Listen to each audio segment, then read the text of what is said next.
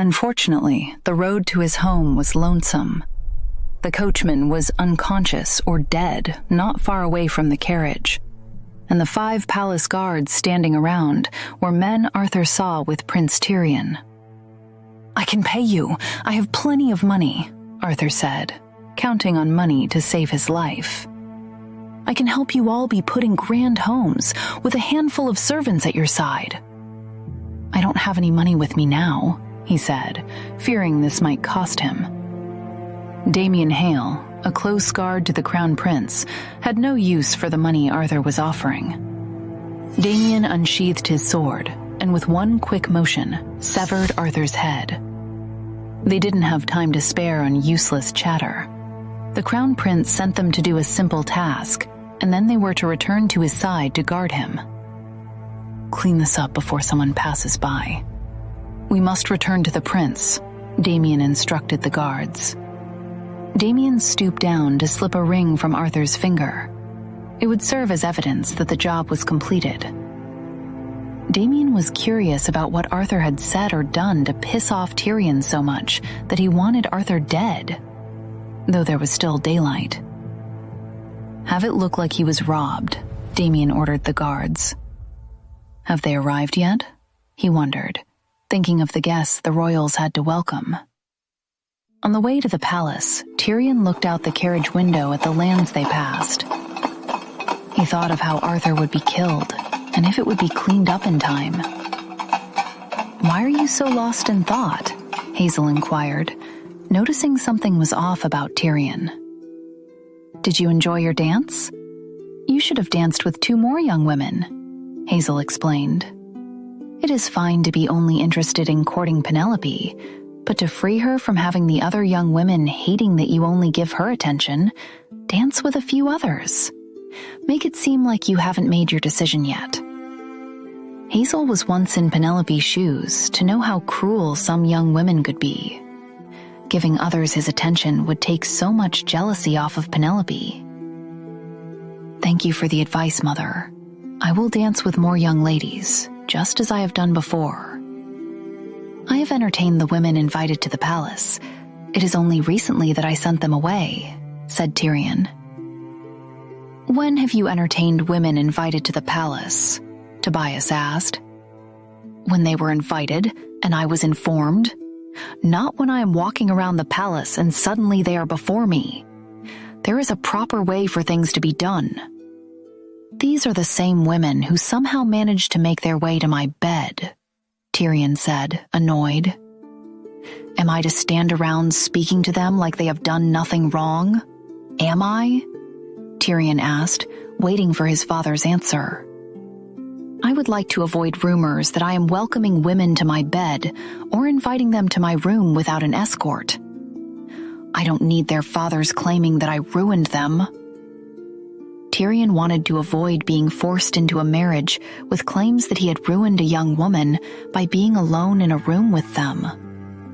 It would not be the first time a young woman claimed to be with child from a man they were alone with, though nothing happened. Many tricks were at play here to gain entry into the palace. "Tell me the names of these women, and I shall ban them from the palace." "Those behaviors are not welcome in the palace," said Hazel. "This would all end if Tyrion would just pick a wife. Since Penelope has rejected him time and time again, why don't I propose to her? Then she would be in our family after—" "Ow!" Teo cried out, touching the back of his head where Tyrion had hit him. "Keep that up, and there won't be a spare. Haley would be next in line for the throne," Tyrion said, speaking of his younger sister. "They are here already," he said, looking at the group on. Horses ahead of them. "You 2 are to go with your mother, while Tyrion and I speak to our guests," Tobias informed his 2 younger children. When the carriage stopped, the door was opened for the royals to exit. Behind the Castro carriage were Edgar and Elijah, who came to see the palace guests. "Raphael," Tobias greeted an old friend. Raphael Callahan was a former Palace Castro knight who fell in love with one of the women who lived at the border. Their marriage ended the conflict between the Castro kingdom and the border, since Raphael married the woman who led the people there. "You haven't come alone this time," Tobias said, acknowledging Raphael's second daughter. "Lady Rue, you've gotten so much taller." "A little bit more and you might be taller than your father." "Is this your mother's armor?" Tyrion examined Rue's armor, which would make the armor used by men in the palace seem pathetic. He welcomed Rue's arrival, since she was unlike any lady he had ever met. She was someone who could put a man on his buttocks in a matter of seconds. "It was given to me by my father, Prince Tyrion," Rue said, curtsying just as her father told her to do. "I hope you have been well." "Oh, Elijah!" Rue beamed with joy. She was happy to see the Collins present. "I brought you all gifts." "Swords or something that moves?" Elijah inquired, approaching Rue. "Swords. They were newly made for our visit," said Rue. "Will your sisters join us?" she asked, searching for the twins. "No, they've returned home with my mother."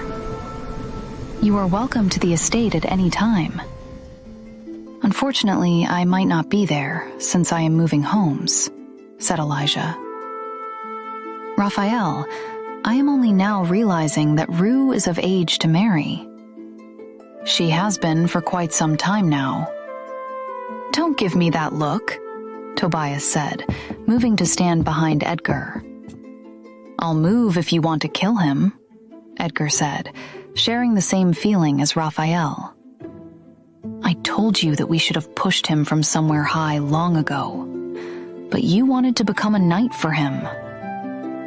"Rue doesn't have marriage on her mind, and I am not leaving her here," Raphael replied, gripping his sword, which he wanted to hit Tobias with. Raphael knew his daughter Rue well enough not to make the mistake of having her enter the palace. Where Rue was raised made her a different kind of lady from the ones here.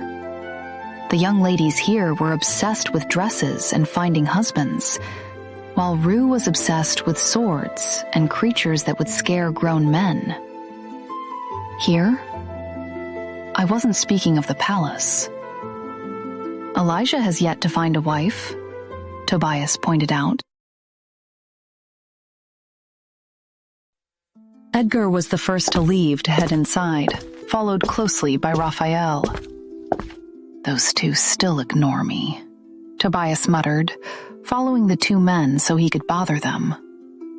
Rue tilted her head, trying to make sense of the king's behavior. "My mother was curious if the king was still like this.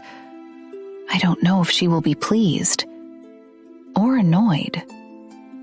Seeing how the king acted, Rue was still certain that her mother, Annalise Callahan, could take him down if needed. "My father will always be like this." "Let me escort you," Tyrion said, offering his hand to Rue. Rue stared at Tyrion's hand. "I know how to walk by myself." "Oh, is this one of your customs?" she asked, handing off her sword to the guard she came with. "Here," she placed her hand on Tyrion's. "I am trying to be polite and to entertain other women to take the jealousy off of someone else," said Tyrion. "You mean Penelope," Rue said. "I have received her letters." "She writes about me? What does she say?" Tyrion asked, curious. "I don't know much about your customs, but I do know that a lady never shares too much," Rue replied. "I would have to kill you if you learned what she wrote to me." Rue noticed the stares she received and the laughter of the women walking out of the palace. She looked down at her armor. "Did I put it on wrong?" Elijah glanced at the women, who found Rue's attire to be odd. "No, they have never seen a woman wearing armor." "They have not?" Rue replied, finding it to be strange. Then how do they keep themselves protected? Their guards will protect them, Elijah replied. Rue frowned. Their guards? What happens when their guards are not around? How do they keep themselves protected? They die, Elijah jokingly replied. I see. I should have brought more armor from home, Rue muttered, regretting that she had only brought some for herself. Elijah looked away to hide his smile. It wouldn't come as a surprise if Rue tried to find a way to get women here to wear armor. How long will you stay for, Rue? Tyrion asked, reminding the pair of his presence. I do not know, but we will not be returning home soon. My older sister is preparing to be a leader, and my mother suggested that I come here with my father to help build better ties to the Castro kingdom. Our home here is being prepared, said Rue. That means you will be attending balls with us. I urge you to find a way to avoid them, Tyrion suggested. Rue, if you marry Tyrion, he would allow you to kill the palace court, Elijah said, for a moment, noticing a small twinkle in her eyes. If Tyrion were to marry Rue, Elijah would be free from hearing of Tyrion and his sister. He does not need to marry me to get my help. You only need to ask, and I would kill anyone in the court for you. I have heard the things they said about my mother, Rue said, ready to do as Tyrion needed. Prince Tyrion, Amelia called out, holding the sides of her dress as she ran over to Tyrion. She smiled and curtsied to greet Tyrion. Elijah, she greeted the other bachelor. When Amelia laid eyes on the woman standing with the two men, she didn't know what to make of her. She covered her mouth with her hand to hide her laughter. Was there some kind of strange ball in the palace? Stop it, Tyrion said, his displeasure evident in his tone. Amelia moved her hand to her side and focused on Tyrion. I have come here with my father since he is doing business. I was hoping to be so lucky as to run into you. Not only have I been so blessed to run into you, but Elijah Collins as well. Your father should be more careful bringing you to the palace like this. It is not a place for you to run around as you like. I'm busy with guests, so I shall take my leave, Tyrion said, wanting to go before Amelia spoke of how much she wanted him again. Amelia gave the guest another look. What could Tyrion possibly be doing with a woman dressed in armor? Amelia couldn't be happy to see that Tyrion wasn't with Penelope, since the sight of the woman beside him was unpleasant. Why were the palace guards and the king letting the prince walk around with someone so odd? My father is not far away. I chose to walk ahead to go to our carriage, and luckily for me, I stumbled upon you. If I could just have a moment of your time, Amelia said, hopeful this was her chance. None of her peers were around to steal her moment with Tyrion. After all the rumors Amelia started to share about Penelope, which tainted reputation, the prince should finally wake up and see that there were better women for him around the town. The perfect woman to marry the crown prince was standing before him, ready to wed tomorrow. Amelia already had her wedding dress prepared and hung in a room at home.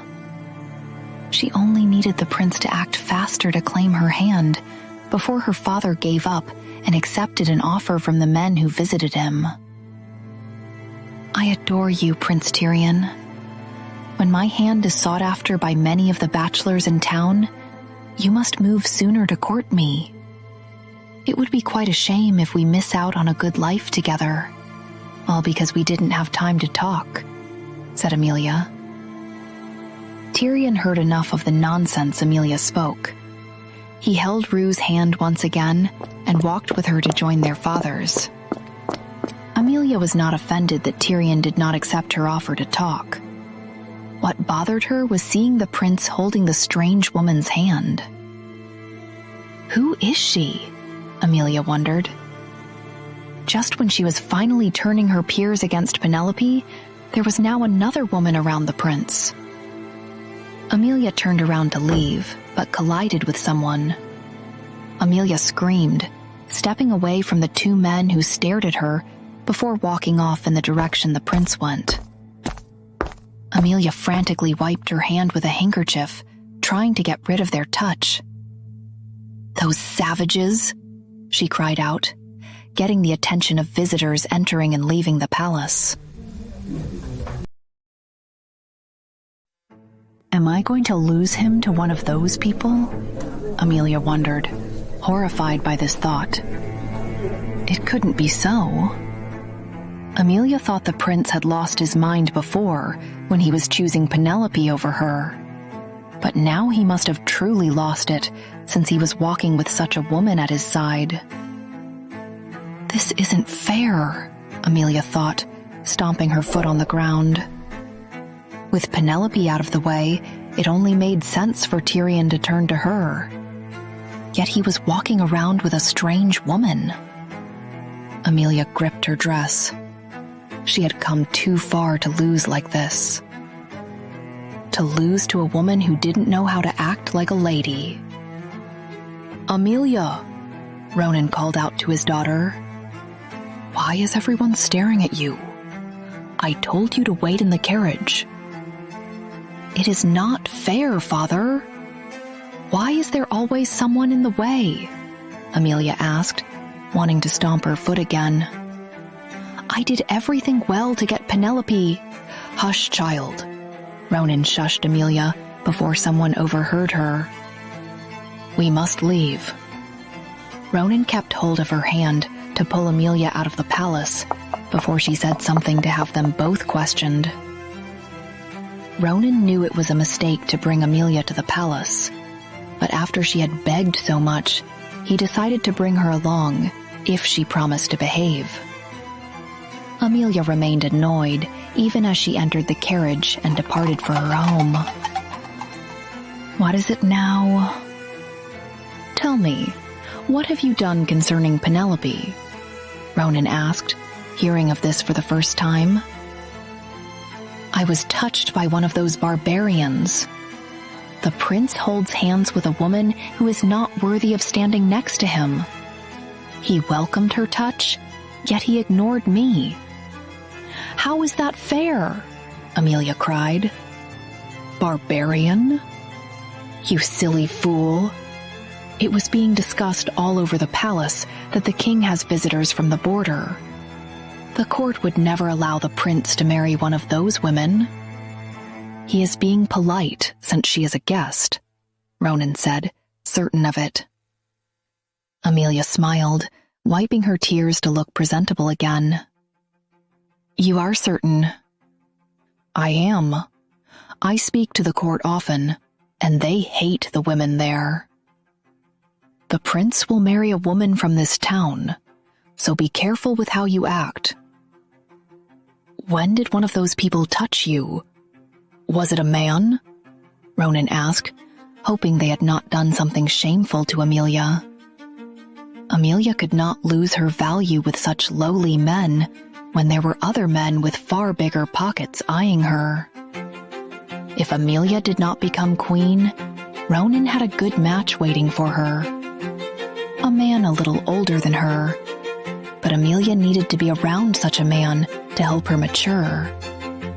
Amelia was thrilled, no longer worried about the woman she saw. Of course, she doesn't look anything like what the prince would enjoy. How could he fall for someone like her when I am present? Ronan shook his head, annoyed by the mention of the prince falling in love.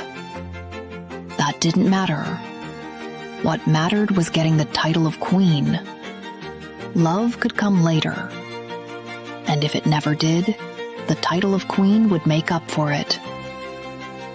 Amelia laughed at herself for being so concerned. "Father, I must have all the finest dresses and shoes, as well as invitations to all the balls the prince will attend. This is my chance to strike, now that Penelope is ruined. How so? The court cleared her of any involvement in that young woman's death. That might be so, but the rumors I have spread are doing well to ruin her. She should thank her mother for it. I have gotten my peers to believe that Penelope is cursed to bring misfortune to anyone she gets close to, Amelia shared. Penelope's name was not yet cleared in Amelia's eyes. This was only the beginning. They were all so quick to believe it, Amelia laughed, remembering her friends' faces. I have placed the death of the late Lady Anya on her, and now this Sarah. It fits perfectly. With her mother's old curse. Are you proud of me, Father? Amelia hoped he would say yes, since it was no easy task. Will everything said be connected back to you? Ronan asked, worried about Edgar coming to his door. No, Father. I have manipulated those women by giving them something to think about, and they are the ones who continue to run their mouths. I only sit and listen so no harm will come to us, Amelia promised. Good. Very good, Ronan said, rubbing his beard. You need her well out of the way for you to succeed. Amelia frowned. She did not like hearing this from her father. He should be the one to say that she was far better than Penelope. Still, Amelia liked that he agreed she had done well. I have a few incidents prepared to fuel the rumors. We must have it that someone she goes near will fall ill, or perhaps some misfortune will fall upon their home. Could you do it? Ronan thought about it. There are a few people who owe me some money and favors. They should be willing to help us. We only need to know when she will be at the same ball as us. Was it you who made the young woman frame Penelope? Of course not, Father. My heart would never be so cold. I truly believe that Penelope harmed Sarah, and then her father came in to kill her. When will the town be free of how the Collinses act? One day, they might even target us for no reason, Amelia said, worried. I have been asking around, and I don't understand something. Of all the eligible women who could have married the Duke, why did he settle for the Duchess? Is it possible that she used some kind of evil magic to seduce him? Amelia asked, afraid a witch was in town. Ronan shook his head. There was only one way that a woman could seduce a man.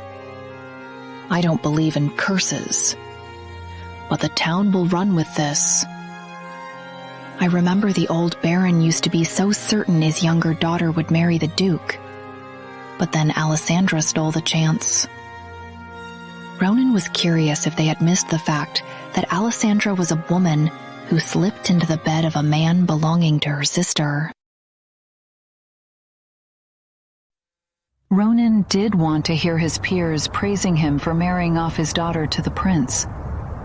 But there was one issue. Amelia could be pushing away Penelope, all for some other young woman to take that spot. Who else is there for him to marry? You must stop saying that.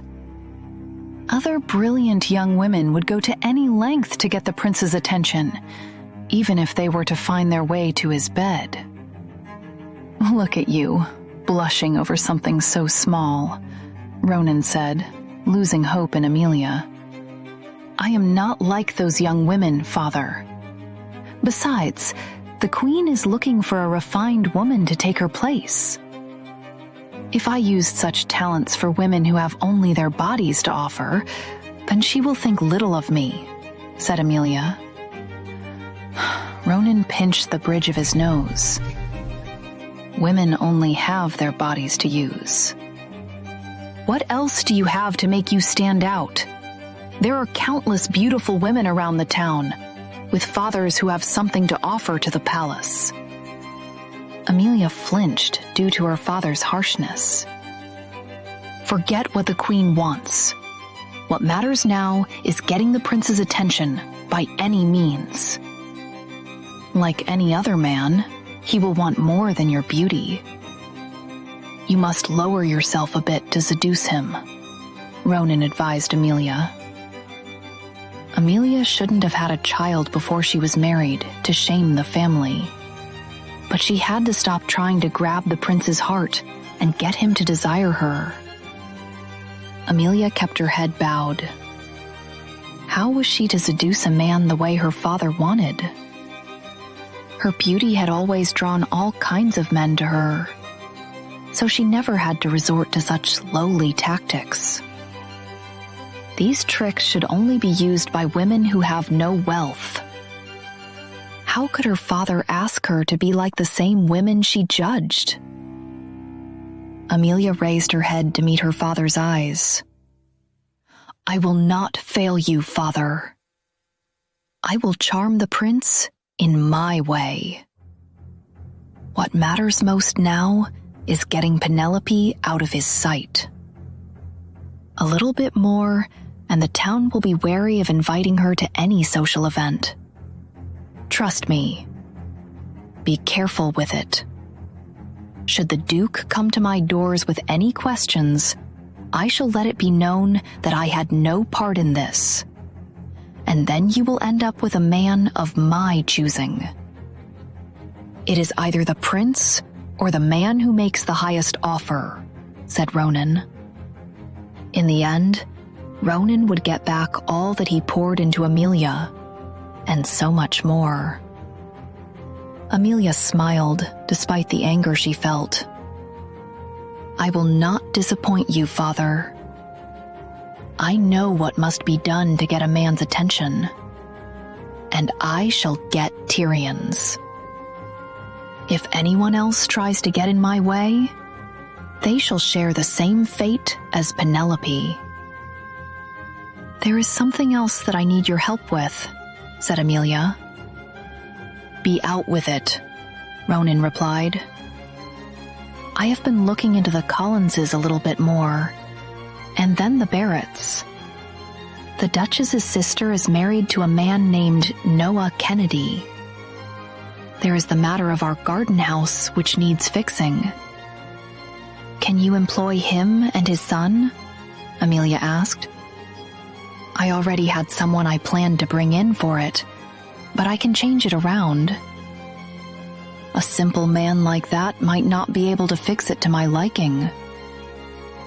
What do you need from him? Ronan inquired. Wouldn't it be wonderful to hear how the Duchess's sister is faring? I heard she was a woman who fell far from grace. Was it all her fault? Or did the Collinses meddle to put her in that position? I have heard that she cannot walk at all, Amelia said, wishing she could meet Kate.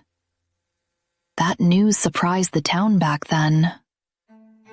No one could have predicted that such a proud young woman like Kate would have tried to kill herself. She was without her mother and father. Her sister abandoned her, placing her in the care of her uncle, said Ronan. Ronan would have considered abandoning his sister as well, since he was too busy to take care of someone, and it would be too costly with someone who couldn't walk. But he wouldn't say it out loud for the town to think poorly of him. Alessandra was bold. She was suddenly more interesting than Ronan once thought of her. Ronan had been among the men who were surprised to see her beauty without the mask. Alessandra would have been so easy to marry before, since her father would have done anything to get rid of a woman said to be cursed. Had it not been made to sound like the Duchess was ugly because of scars on her face in the past, she might have had more offers for her hand. I will send someone to have Noah Kennedy come work for us. This might work out in your brother's favor as well. He could try for Penelope's hand, said Ronan. It would pay off well if Ronan could have Amelia as the future queen, and his beloved son tied to the Collinses. Be careful not to let it get out that you have plotted all of this. We might be family with the Collinses in the future, Ronan said. Amelia could not believe her father was pulling her already married brother into this. She did not want to become a family with the Collinses. What Amelia wanted was to see them ruined, and Penelope far out of Lockwood, where she belonged. Still, Amelia didn't dare tell her father what she felt. She believed there was no chance that Penelope and her brother would ever be together. Penelope had to go far so Tyrion would not for a second think of courting her again. Don't disappoint me, Amelia. This is your last chance to prove yourself to me and the Castros. You will need a good dress for the next time you see the prince, Ronan said, earning a smile from his daughter. We'll see the dressmaker now. Warren was out of place since this wasn't a business he had visited before. His mother wouldn't be thrilled if she knew that he was here and would speak of him never finding a wife. Upon entering, Warren looked around for someone to make his offer to. He thought it shouldn't be hard to find out who was in charge and speak of his plans to sell Penelope, to do business like the women present. Need something to drink?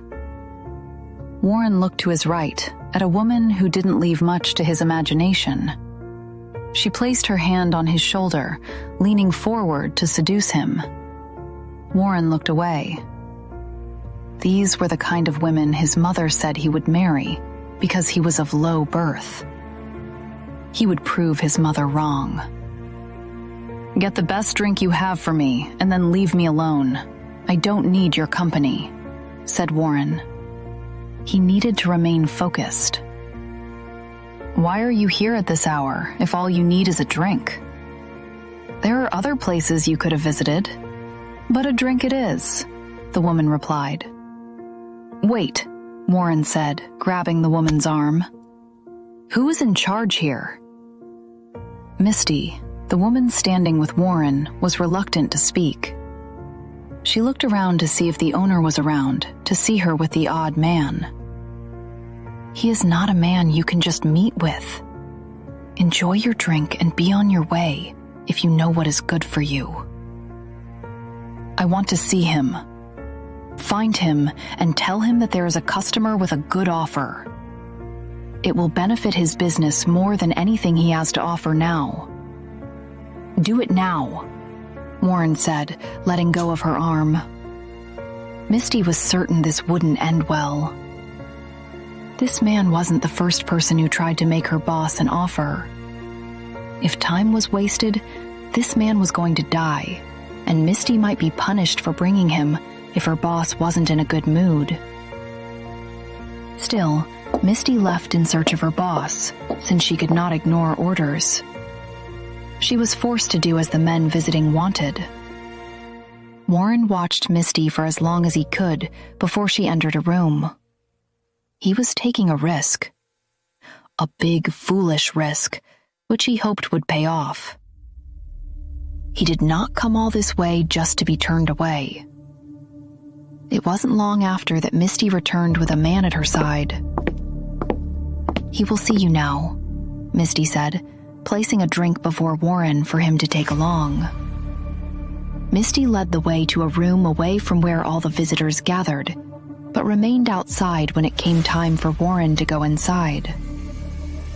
He is there, she said, holding the door for Warren. Warren entered the room, and immediately the smoke in the room from plenty of cigars got to him. He covered his nose with his right hand, his eyes squinted as the smoke affected his eyes. Warren was able to make out the women, less dressed than the woman before, sitting on the laps of men in the room. In the room, a man was eyeing Warren from head to toe. Are you the owner? Warren asked, letting out a cough before he moved his hand. Last time I checked, I was the owner. You're the fool who came to disturb my business. "You must want to die, Victor Langley," the brothel owner said. Victor snapped his fingers to get the men in the room to move. Warren was unexpectedly grabbed by the same men who once had women sitting on their laps. "Business is dealt with by the woman outside. You do not come to me asking about any women, unless you are one of the men sent to kill me. What has brought you here?" "Down," Victor ordered the men. Warren was forced to lie against the table before him, with his arms held by the men employed by Victor. "I'm not here to kill you. I have an offer to make to you. If you would just give me a moment to speak." Victor blew a cloud of smoke in Warren's direction. "I am giving you the chance to speak. I had plans to kill you, but then I saw your face and wondered why a man like you is here. Which woman charmed you? Who is it that you think you can buy?" "No one," Warren replied, trying to wiggle his way out of the men's hold. "I am trying to sell someone to you." Penelope Collins, daughter of Duke Edgar Collins. Victor smiled, amused by the offer. "Lift him. How does a man like you, who came in here with no way to protect yourself, going to offer me a daughter of a duke?" It is a fine offer. Victor was fortunate to see Penelope's face a few times, so he knew she was quite beautiful. His speciality was to have the women who worked for him sometimes act like the ladies from good families to entice the pathetic men who had no chance with the real ladies. Warren stood up straight, fixing his ruffled shirt. "I need your help to get it done. I have worked lowly jobs and overheard how much men would pay to be with a woman like her. It would make you quite a profit if you took her." "So," Victor said, tapping his cigar, "you have come to me with an idea. One that will help you, I presume. You want me to do all the work to get rid of someone you hate?" Victor chuckled. "I have always wondered what it feels like to lie with a refined lady, and I have done just that when their houses fall. They have only their bodies to sell then. Does the Duke seem like a man who will need to sell his daughters?" Victor was still a little humored that this was what was presented to him.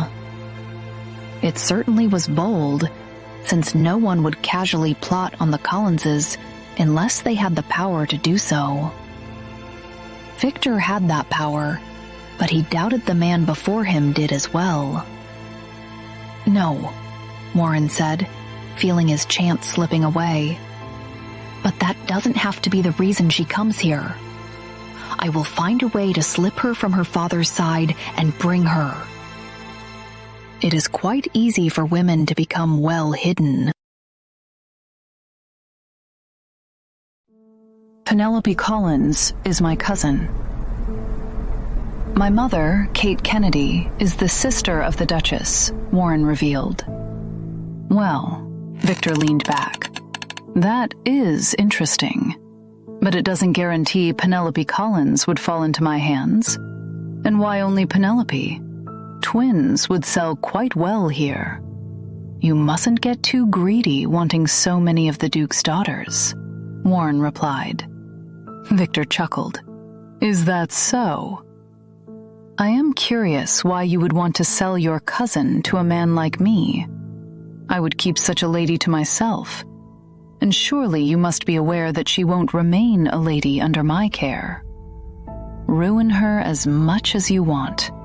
If I could get the Duchess to you as well, that would satisfy me." "I don't care what you do with Penelope, as long as you keep her hidden away," Warren said, hopeful the stranger would be swayed. "Let him sit," Victor instructed the men holding Warren. "He is starting to amuse me." What has the Duke or his daughter done to you? Like I said, my mother is Kate Kennedy. She no longer possesses the ability to walk, thanks to what the Duke and Duchess have done. They have refused to acknowledge me as their family from the moment I was born. I want to see each one of them dead, said Warren. Victor admired the fire fueled by revenge, but he was certain that Warren was going to be killed if he continued to poke at Edgar when he had no power to go up against a Duke. Speaking of taking Edgar's daughter was easy, but the hard part came from succeeding in taking her. Speaking of taking his daughter could get you killed. I could earn quite a bit for giving him a heads up. As I remember, your mother married a simple man. He's no one who can offer you power, which is why you've come to me. I doubt you can afford my services, Victor said, deciding this from the clothes Warren wore. I have come to ask that you would lend me money. I would pay it back over time, Warren promised. Victor laughed, his interest in Warren reaching a new level. You want to borrow from me? Have you ever heard what happens to those who can't pay me?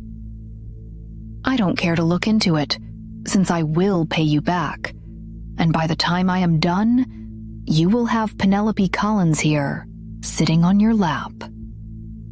I have nothing now, but with the money you will offer me, I will become something, Warren confidently spoke.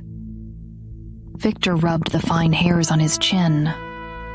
Warren reminded Victor a bit of himself, but Warren was also foolish. Warren was unknowingly throwing himself right into the arms of death. Regardless of how much Warren amused Victor, Victor wouldn't allow anyone to take money from him and not pay it back. He certainly wouldn't allow Warren to have Edgar come after him.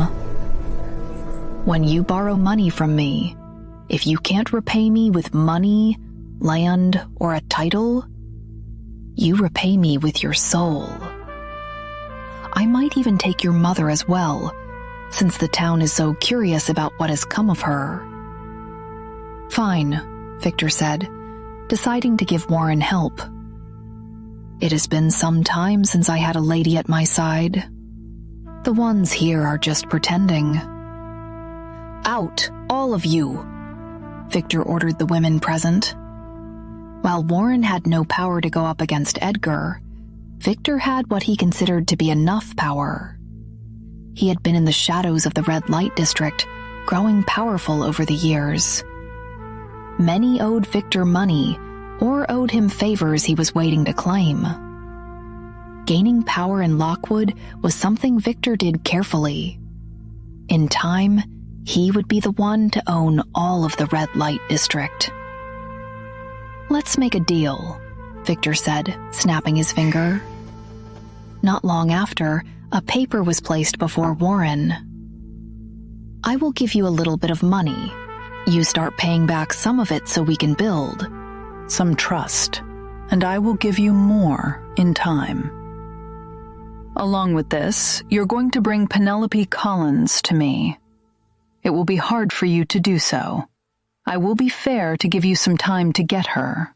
Victor proposed the deal. Now that you have my mind filled with nothing but Penelope Collins, I suggest that you don't fail to bring her to me. I'll have you be the entertainment for my private customers if you fail me. Do we have a deal? Victor asked, taking a long drag of the cigar before blowing smoke at Warren. Warren looked at the paper, which had nothing on it. Was he to write everything this man mentioned? We have a deal, Warren agreed. Victor smiled. He liked it when someone carelessly made deals with him. He already knew that he was going to end up owning Warren at some point in the future, but he was open to Warren surprising him by getting Penelope here. Sign it, said Victor.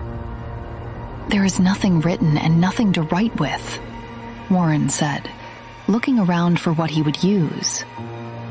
"There will be something in time," Victor replied, motioning for the man behind Warren to aid Warren. "Wait," Warren repeated, terrified by the sight of a knife. Warren stood up, but his hand was still grabbed and carelessly cut with the knife. His thumb was then pressed against the blank paper. "It's how all deals are done here. This should be enough to start you off," Victor said, tossing Warren a small bag of money. "Come here when you need to pay and when you need more money. When you have Penelope, send word for me to collect her." Warren looked down at the money before him. The pain from where he had been cut was no longer any concern. Warren picked up the money. "Warren," Victor said, revealing he knew Warren's name. "Don't try to run off after taking my money. I will find you, and I will kill you if you take my threats lightly. Do we understand each other?" Warren nodded his head. "Lockwood is my home. You can count on me never running away." "Good." Victor clapped his hands. "Go get me a lady." Kate wished Noah would stop trying to get her to do pointless things she didn't care for. She didn't want to sit by a window and watch people walking around. But since she could not move, she had no other choice. Kate didn't want to read the book, but each time she moved it, the silly maid would place it back on her lap. Kate was certain they were all mocking her, enjoying that she could not move without their help. They couldn't do this to her before, when she was in her prime and under her father's care. "Mary," began Miss Kate. "It is Lady Kate," Kate said, taking the same book she wasn't fond of to throw at Mary. "You don't address me as I have instructed you. I should fire you." Mary picked up the book Kate threw. By now she was used to Kate's outburst. "I apologize, Lady Kate. I came to inform you that Mr. Kennedy is home. Should I help you down?" Kate glared at the rude young woman. She knew Mary had a cunning nature to her, since she smiled more and acted innocent when Noah was around. "I don't want you touching me," Kate replied, looking away from Mary. Mary didn't respond and stood patiently waiting for Kate to need her. "You do this to purposely annoy me, don't you?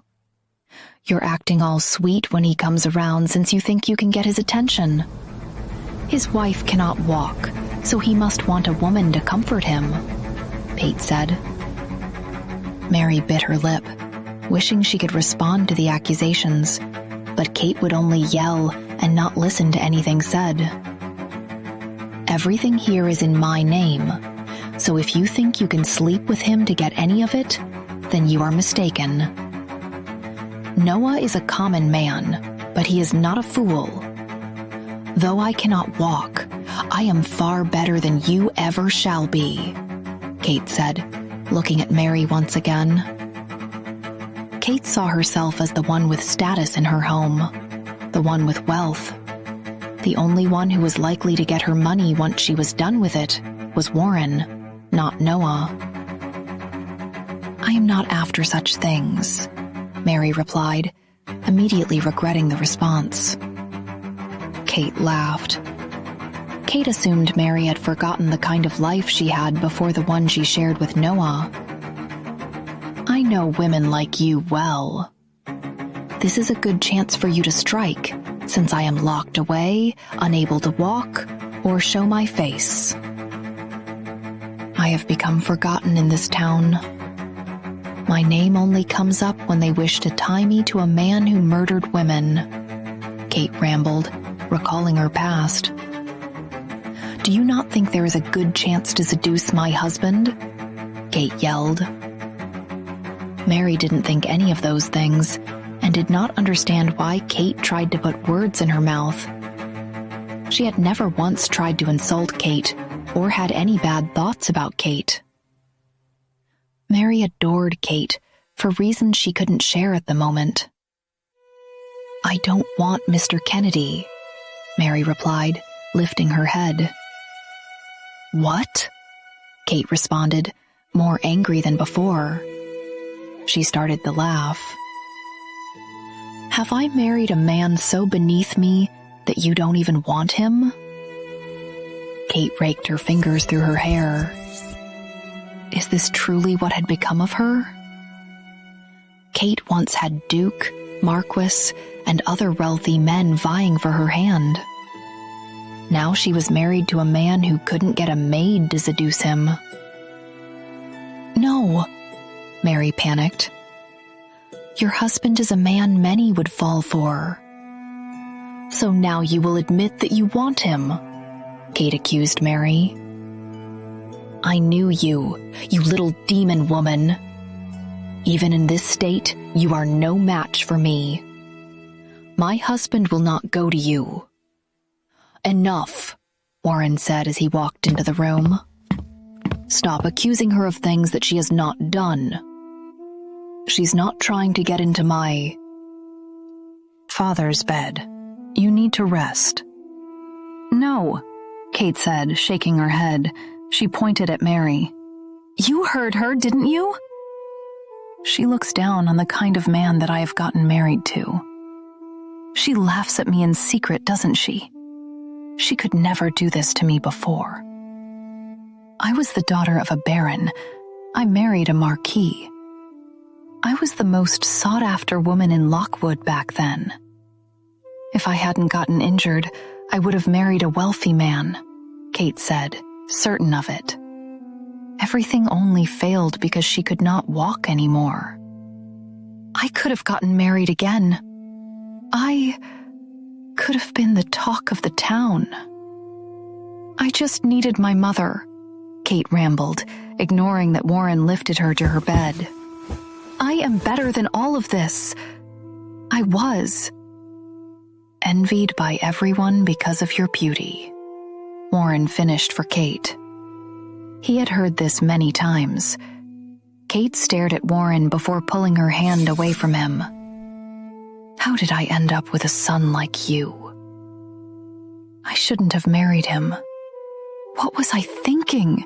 she asked, hitting her head. Warren helped his mother to bed, ignoring what she said since it had been said before. It only happened during moments when she got too upset and wasn't thinking properly. She wasn't going to remember anything she said, or maybe it was only what Warren believed. If his mother knew what she said to him and pretended to forget when she was in a better state of mind, then she was cruel. "Leave us," Warren instructed Mary. "Why can't we fire her? Why does your father keep her here?" Kate asked as she laid down. "He can't embarrass me like this." "I am already embarrassed." Kate was certain her old friends were laughing at her. She was set to do better than all of them, but she ended up with a man who built homes and had nothing else to offer her. "He loves you too much to leave you. You need to rest," Warren said, tucking his mother in. Once Kate was comfortable, Warren left the room. It was moments like this which made him hate the Collinses even more. There was never any help to deal with her mother's state. "Warren," Mary whispered, touching Warren's arm when he stepped out of the room. "She misunderstood me." Mary looked around, making sure no one was around to spy on them. Then she followed Warren to his room. "Mr. Kennedy instructed me to stay by her side until he came up to take care of her." "I can take what your mother says," said Mary. Mary knew that Kate had her moments of rambling on about things that weren't true. It was best to ignore everything that Kate said. Besides, Mary didn't want to court Noah behind Kate's back. He was not someone that she had any interest in. Mary entered Warren's room to tend to him. I think it is because she is placed by the window that Lady Kate gets upset. I wish to take her to the garden. You are to do as you are told. Have her be by the window so she can see the people passing by, said Warren. His mother needed to see the outside world before she completely lost her mind. Mary approached Warren to help him take his coat off. It is the mention of balls which upsets her. Perhaps it wouldn't be bad to get her a lovely dress to wear, so she can remember what it is like to attend balls. If only you could hold a ball here. Do not make foolish suggestions, Warren said, discarding his shirt. Warren knew Kate would never get dressed up again. She would take one look at her feet and insult everyone because they were beneath her. Mary wrapped her arms around Warren's waist, trying to comfort him. You and your father both need help with your mother. It is hard on you both. I heard that when her uncle was here, she was in a much better state. But even then, he was alone. Mary smiled, enjoying that Warren did not push her away. You've needed help from the Collins family. They could employ the servants you need to look after your mother, or to get her the finest doctors. You did nothing to them. They at least be kind to you. Warren pried Mary's hand from around his waist. Kind to me? I'm not considered their family. Warren couldn't think of one time he had been around the Collinses and they acknowledged him. They acted like he had done something to them when he was an innocent child. As kind and welcoming as his Aunt Alessandra presented herself to be to the town, she failed to put her issues with her sister aside and noticed that there was a child who needed help. There once was a time when I wanted them to take mercy on us and take me into their family. Their son and daughters live such a spoiled life with the world at their fingertips, while I am here to care for my mother, who is haunted by an unfortunate past, said Warren. There was a time when Warren hated his mother because he didn't understand her outbursts, but he soon realized that it wasn't her fault. Kate had been punished for the things she did. She lost everything she loved. How could anyone remain sane after that? Kate had been punished while the Collinses got to live happily ever after. For a child left to tend to his mother every day, it wasn't fair. Perhaps it was best that you weren't taken in by the Collinses, because you would have become like them. You are a great man, Mary said, inching closer to hug Warren. Mary managed to snake her arms around his waist again. You are a good man. Warren looked down at Mary. I told you not to come to me like this. No one is here to see us, Mary replied. She knew how upset Kate would get if she learned her son was sleeping with her maid.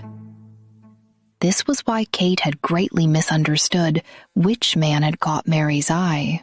Warren allowed Mary to keep her hold on him. He did it to satisfy her, so his mother wouldn't learn of them sleeping together. It was nothing serious for Warren. She was the only woman around back then when he needed something to distract him from his mother's behavior.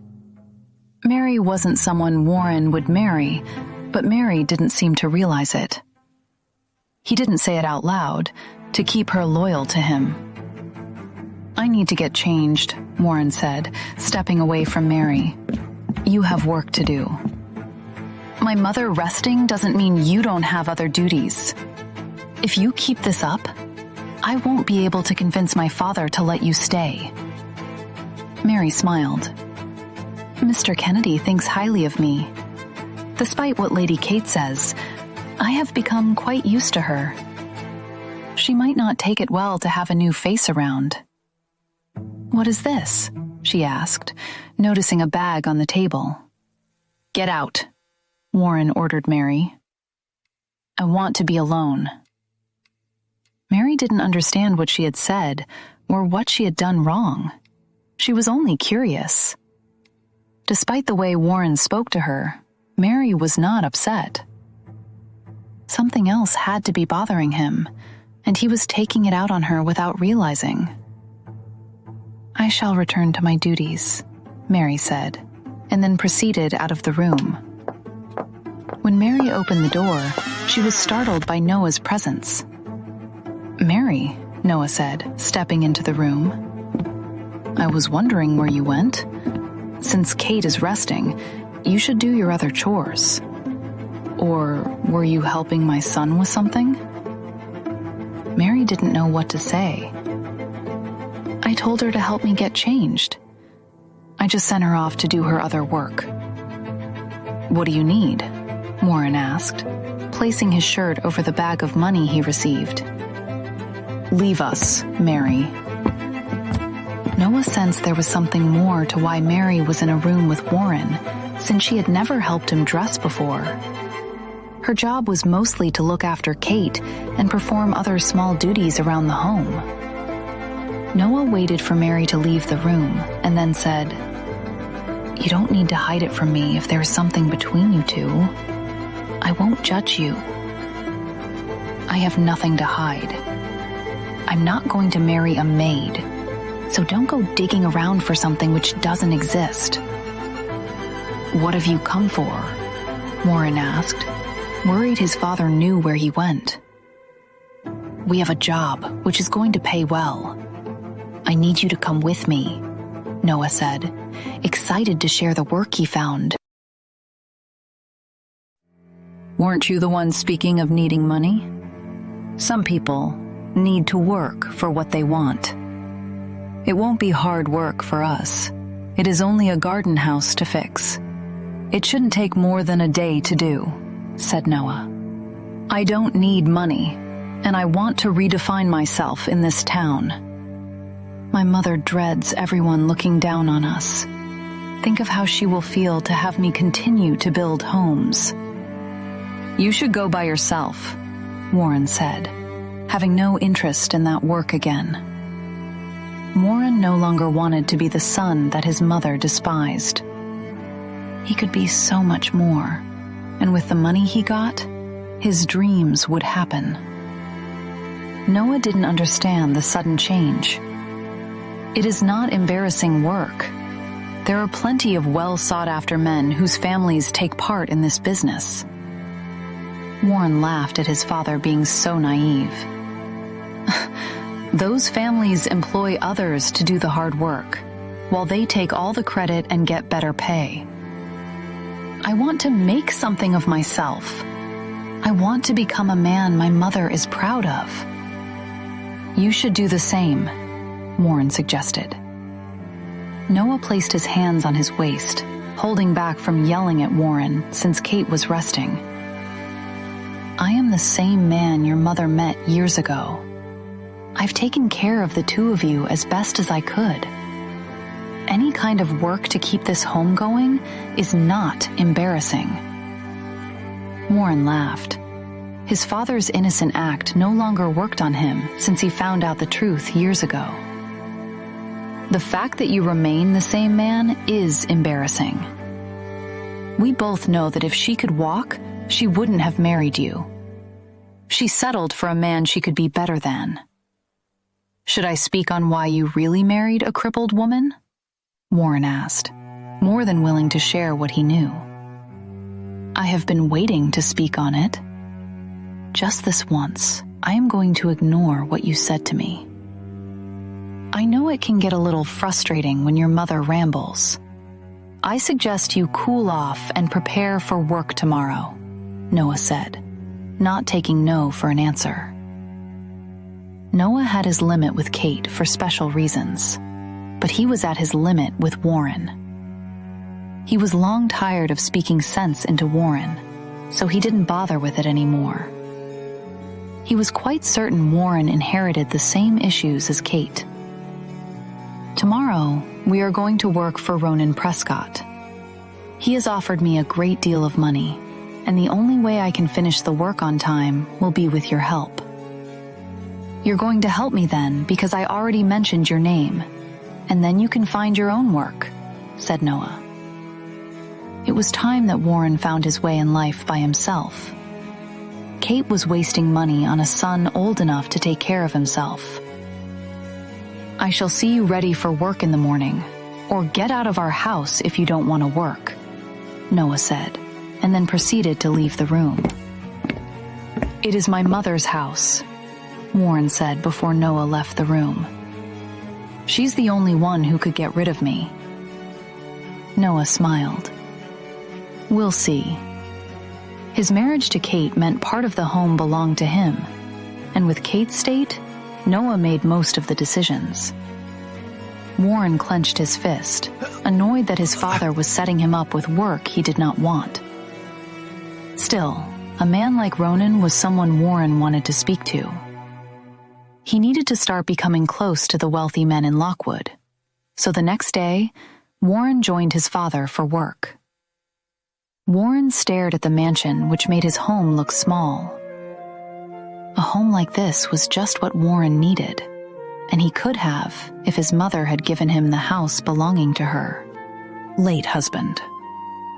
We are here to do work for Mr. Prescott, Noah informed a guard. Warren kept his head down, not wanting his face seen by anyone walking around. We've been expecting you, Amelia said, walking up to Noah with two maids behind her. Let me show you where you'll be working. Noah looked around for Mr. Prescott. It didn't feel right to walk around with only the young woman before him. I think it is best that I speak to your father, Noah said. Amelia smiled. I understand your concerns, but this is my home, so you will do as I say. My father's servants are all around, and the maids behind me are the ones escorting me. The garden house was a gift to me, so I want to show what needs to be fixed. Noah didn't think it was a good idea for it to only be Amelia to be here, but so he wouldn't offend anyone, he decided to follow her. This is my son, Warren Kennedy, Noah introduced Warren. Amelia looked at the man she had been waiting for. I believe we have met before. I have seen him at balls around the town, but we never got the chance to speak. It is nice to be finally introduced to you. Amelia curtsied. Warren returned the greeting, but he thought Amelia to be odd. She had never once glanced his way or acknowledged him. Warren knew women like Amelia very well. She was obsessed with men who had titles and looked down on the ones who didn't. She liked to put on an act to present herself as a kind-hearted lady. It is a pleasure to meet you, Miss Prescott, Warren replied. The garden is this way. My father isn't home at the moment, but my mother is. She will join us in a moment after she has finished speaking to our other visitor. I am only here in her place for a moment, said Amelia. You only need to tell us how you want the garden house, and we shall have it done to your liking by the end of the day, Warren said, annoyed by Amelia trying to stick close. Who was she trying to fool?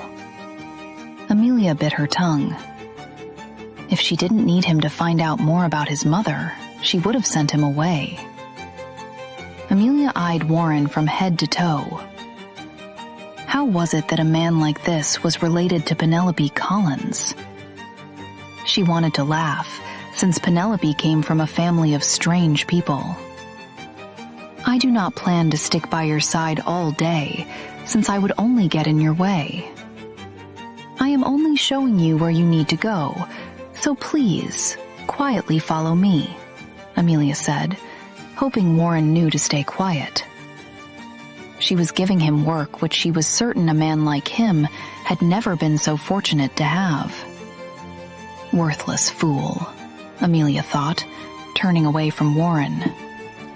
Once she was queen, even Warren might not have a place in Lockwood. He's been our friend for all our lives. Why can't I read a letter from him? Are you saying that I should stop being his friend? Penelope asked, folding the letter. Certainly not, Lily replied. I do not want the prince after me. I would simply move on from the letter. But those are gifts sent by the palace, aren't they? Lily asked, looking at the pile created by the maids. Penelope didn't have an answer, which would have made Lily lose interest. She did not understand the reason Tyrion had sent her so many gifts. You must give up, Penelope. He knows how to get your attention, and it is working. You must have the maids move them up to your room, or will you have them sent back to the palace? Lily asked, knowing the latter wouldn't happen. It is rude to send back what I received from a prince, Penelope said, playfully hitting Lily's face with the letter. It was also rude to send back all the gifts sent to you by the Count and all the other bachelors. You keep making the excuse that it is rude to ignore the prince. Admit it. He holds a special place for you, said Lily. When am I going to be able to tease you about the man courting you? You've been looking forward to someone's arrival, so you have also turned down gifts or invitations to dance. Your time will come, and I shall enjoy teasing you, Penelope said, looking forward to that time. It might not come. I am considering Father's offer to inherit many of his riches and live by myself. It is what almost all of the men courting us are after. So why must I share it with them? I want to enjoy it by myself, said Lily. Penelope found this to be surprising, since Lily was always the one most excited for marriage. The man you are waiting for is taking far longer than you want to come, isn't he? Penelope asked, seeing through Lily's disinterest. Men know nothing, Lily muttered.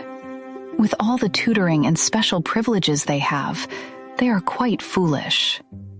They are. Gerald, Penelope said, greeting the butler as he let more gifts be carried inside. These flowers, she said, touching the petals. They are for Miss Lily, Gerald replied, handing one of the vases over to Lily. Should I place them in your room or elsewhere? It is better to let them decorate outside. We cannot take any chances, Lily said, handing Gerald back the vase. They had received many gifts which carried the intention to harm them.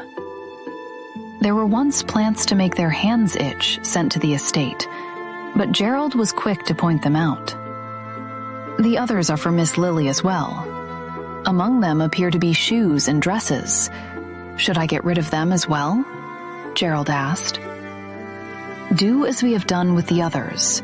Send them to those who would be happy to have new dresses. Why am I suddenly getting so many gifts? Lily wondered. It was always balanced for her and Penelope to get gifts at the same time, with Penelope getting a little more, since it was evident she had the prince's attention. It is time that you have to deal with it alone, Penelope said, happy to see that there weren't more for her. Sometimes the men who sent them made her feel like she owed them something in return. Milady, Gerald said, stopping Penelope before she left. There is an issue that the maids who went to the market brought to my attention. Rumors are spiraling around the town that you bring misfortune. Misfortune? It must be that they are still speaking of what happened to Sarah. I expected that they would not stop speaking of it for some time, said Penelope. There was a good chance for them to sully her name, so they would make the most of it. Penelope noticed Gerald's hesitation to speak. Is there more? Penelope asked. Gerald nodded. While this was something he would normally inform the Duke or Duchess of first, the Duke was away, and the Duchess was busy at the moment. He also wanted Penelope prepared for what might come. "Say it." "I can handle whatever it is," said Penelope. "It is not only the incident with Miss Sarah. They are tying other incidents to your name. Falls of families or young women who once tried to speak to you no longer appear at balls. It seems they believe you have your father do it," Gerald shared. "Those fools," Lily said, finding the accusations to be absurd. "How could I possibly be the reason their houses fell, or why someone doesn't show up? I am only in Lockwood during the season, and even then, I very rarely attend many balls to have conflict with anyone," said Penelope. "From what I heard, they are looking for someone to place their failures on. Sometimes, others find satisfaction in naming someone the cause of their troubles. It is quite normal in this town." "I shall inform the Duchess of it," Gerald said. "Our mother is busy at the moment, so I don't see now as the best time to trouble her with this." "Thank you for informing me, Gerald. I appreciate it," Penelope said, watching as Gerald left her. "Day after day, I see why Mother and Father left the estate to raise us out of town. I think this is all starting over someone's jealousy of you having the prince's attention. Think about it. This would help to make the court think very little of you and try to keep you from the prince." "Who?" Lily wondered, thinking of who would benefit most from this. "I have made it quite clear that I don't want to marry the prince, yet they go to these lengths to get me out of the way. Must I marry so they can believe me?" Penelope wondered. "I hope accusations that you have caused houses to fall don't bring the town guards to our doors. They should be more focused on finding out what happened to Sarah. They are all wasting their time." "Will you be fine?" Lily asked, touching Penelope's shoulder. "I will be," Penelope replied. But the more she heard, she didn't know how long she would be fine.